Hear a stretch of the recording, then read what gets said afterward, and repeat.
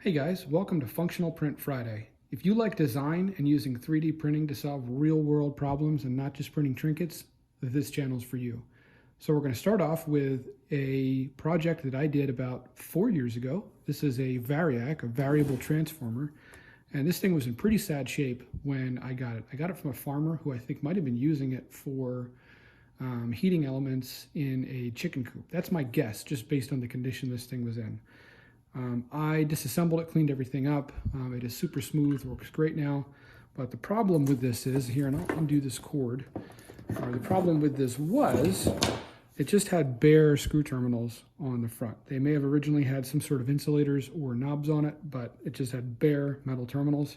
That's it. Since these terminals are at regular household 110, 120 volt power, at least the input and the output, not quite safe and kind of hard to use in a safe manner that you don't accidentally drop something on it and short it out or damage it. So first thing I did is 3D print these knobs to cover this that still allow you to, at least these ones, still allow you to put a banana plug into to use. And that was kind of step one. But what I really wanted was something that was sort of functional, safe, and ready to go for using this for troubleshooting, things that I'm working on fixing, or just other applications where I might need a variable transformer. And I'm not going to get into a variable transformer in depth in this video because it's not what it's about. But what this essentially allows you to do is reduce the voltage going out to whatever you have connected to the terminals, or whatever you have plugged into it. Kind of similar to how you might envision a dimmer switch working for a light bulb, but a dimmer switch works by turning the voltage on and off very rapidly. This actually reduces the amplitude of the voltage. It still remains a constant voltage, a constant sine wave voltage for AC, but reduces the amplitude, so it just lowers the amount of voltage. Same thing a transformer does, but transformers are usually fixed, whereas this one is variable, hence the name variable transformer. So let's get into it. So what I wanted was a design that would sort of stay with the transformer, but also give me a way to plug into the wall, an outlet to plug something into, a switch to turn this on and off, as well as some simple information like how much current or how much voltage I'm outputting and how much current I'm drawing. So, and the length of these cords is actually part of the design as well. You'll notice this is curved on the back. This whole thing is designed as such that it wraps up, cord goes around, and it's just long enough that this plugs in to hold everything. It's long enough when it's in the right position that this plugs in, it kind of holds everything tight together. And that's how it sits on my shelf in my electronics workshop. So let me get this unwrapped again and plugged in, and I'll show you what this guy does. Make sure I keep everything in frame here. Okay, so we're plugged in, and hopefully you guys can see that display. Actually, I guess I could lift it up a little bit. Or you know what? Let me bring the camera down. Okay, hopefully you can see that a little bit better now. It looks okay through the screen. So you can see we've got 1 volt on the output. Doesn't go quite all the way to 0. And for current, we have 0.00 amps. So if I turn this knob up with nothing connected, you'll see our voltage rises, but our current remains 0 because we don't have any load connected to it. So, and if I go all the way up, this goes up to essentially the same as the input voltage, which is right now 119 volts here at my house. So let's plug a drill into this. This isn't normally what you would use this for, but just to illustrate sort of how this works.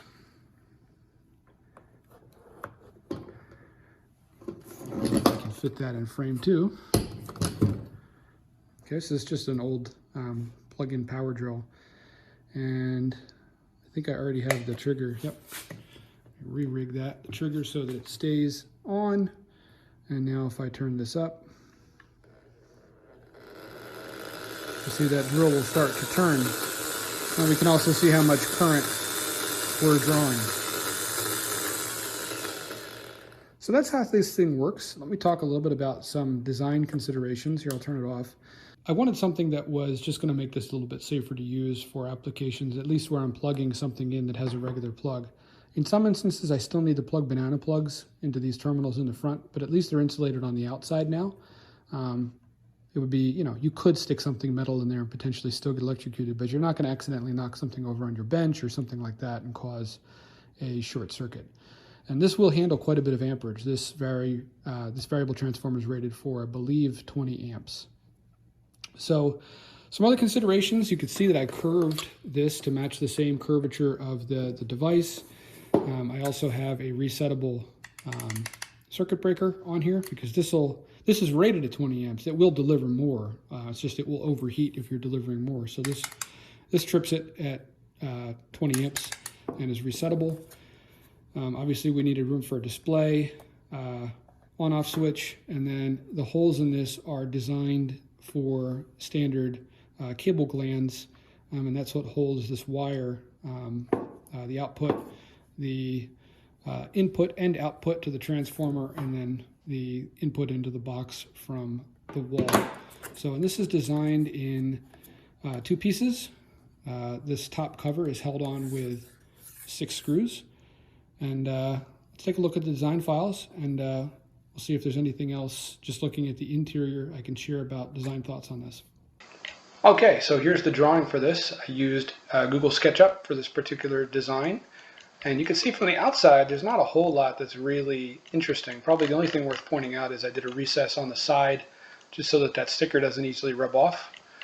And on the front, I did recesses for the screws as such that the head of the screw doesn't stick up above the surface of the top.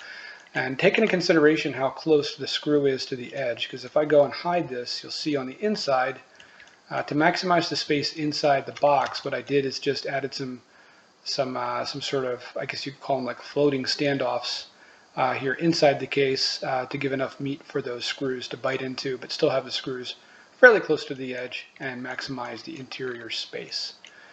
So that is it. I'm going to post all of the designs, the STLs for the items I talk about here on Functional Print Friday on my website, fpfdesigns.com. And from there, you'll be able to download the STLs, and I'll also link to any of the items that I used to complete this. So for example, for this one, I needed cable glands, we needed that circuit breaker, we needed that rocker switch, as well as that display. I can go back and unhide, just make sure I'm not missing anything. Yep, another sticker on the top, switch, that display, cable glands, circuit breaker. Yep, all those will be linked at fpfdesigns.com, and I will link to the specific page in the description for this YouTube video. Thanks for watching, and again, if you're into designing and using your 3D printer to solve real-world problems or make cool stuff like this, not just trinkets, please hit the subscribe button. Give me a thumbs up as well. Shows me you guys are interested in this type of thing, and I'll keep making them. Thanks, guys.